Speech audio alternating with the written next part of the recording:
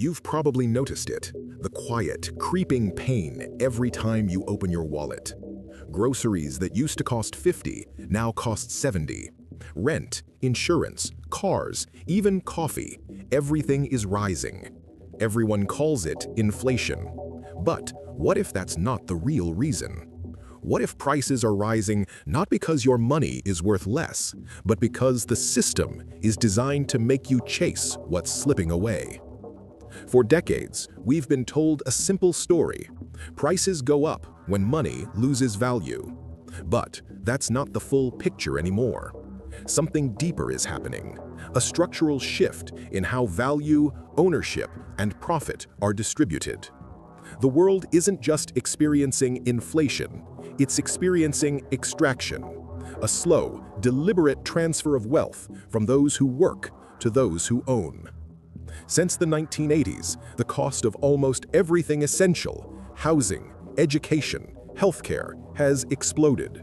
But technology has made most things cheaper to produce. So why do you pay more? Because prices are no longer about cost, they're about control. A generation ago, when prices rose, it meant scarcity, oil shocks, crop failures, war. Now, prices rise because someone, somewhere, found a way to turn your basic needs into a profit engine. Housing isn't a necessity anymore. It's an investment class. Education isn't about knowledge. It's a debt market. Health isn't a service. It's a business model.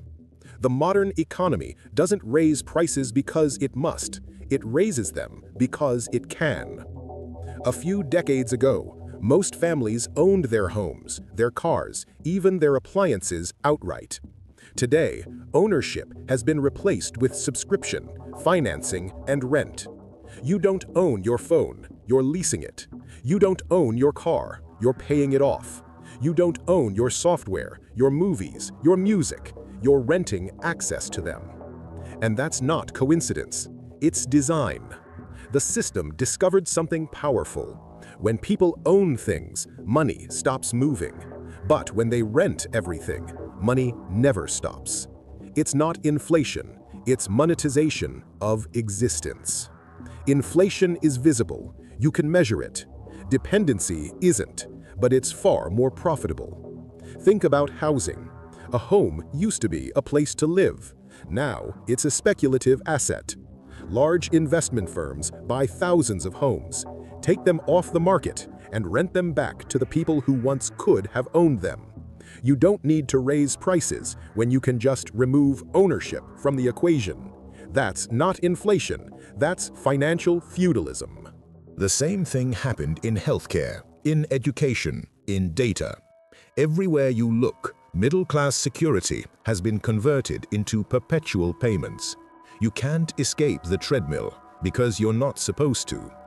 We live in the most productive era in human history. Automation, AI, and global logistics have made it possible to produce more goods faster and cheaper than ever before.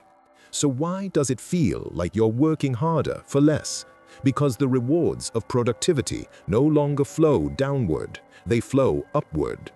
From 1975 to today, worker productivity in the US increased by over 250%.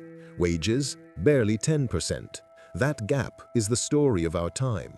It's not inflation, it's extraction of value through stagnation of pay. When prices rise but your income doesn't, you experience inflation, but the real cause isn't monetary. It's systemic, a rigged flow of value that redirects every gain to the top. Every modern dollar is born as debt. When you borrow, you promise future labor. When governments borrow, they promise future taxes. The entire system is an IOU pyramid that requires growth, not for progress, but for survival. Debt is what keeps the treadmill spinning. That's why credit cards, buy now, pay later, and 30-year mortgages are marketed as freedom. Because the illusion of affordability hides the reality of dependency. You're not buying freedom, you're financing control. When prices rise faster than meaning, people lose trust, not just in money, but in the story of success itself. That's where we are now. People feel it every time they check out at the grocery store or pay rent that eats half their paycheck. They can't explain it, but they know it's not just inflation. It's a system where your cost of living is someone else's profit margin. There's a quiet rule in finance. When you can't raise taxes directly, you raise them indirectly. That's what modern economies are doing. Instead of taxing the rich, they tax everyone through the cost of living. Higher food prices? That's not just supply chains, that's consolidation. 5 corporations controlling 80% of the market. Higher rent? That's institutional landlords setting the floor. Higher healthcare bills? That's profit extraction baked into every layer of the industry. Every increase has a beneficiary, and it's rarely you. For most of the 20th century, there was a social contract. Work hard, save, buy a home, retire comfortably. That contract has been quietly shredded. Today, saving is punished through negative real rates. Investing is a game of volatility and speculation. Retirement funds depend on markets rigged by monetary policy. Meanwhile, the things you actually need, food, shelter, education, inflate far faster than the luxuries you don't. That's not random. That's the market telling you what kind of citizen it wants. A consumer, not an owner.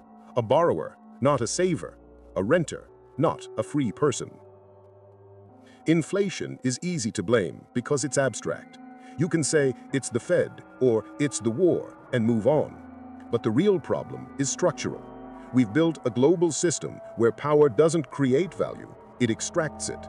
Corporations no longer innovate for efficiency, they innovate for dominance. Finance doesn't allocate resources, it harvests volatility. Governments don't serve citizens, they manage narratives to sustain confidence. Prices rise not just because of money printing, but because the architecture of capitalism now rewards rent-seeking, not value creation. When you compare prices over decades, it's easy to miss the subtler change, the disappearance of real alternatives. You can't opt out of health insurance. You can't choose affordable housing. You can't decide not to pay fees, subscriptions, or data rent. This is the invisible cage of the modern economy, a system that keeps you paying, even when you try not to. Inflation may fluctuate, but dependency doesn't. It's engineered to be permanent. Every illusion breaks eventually. When too many people can no longer afford the system must reset.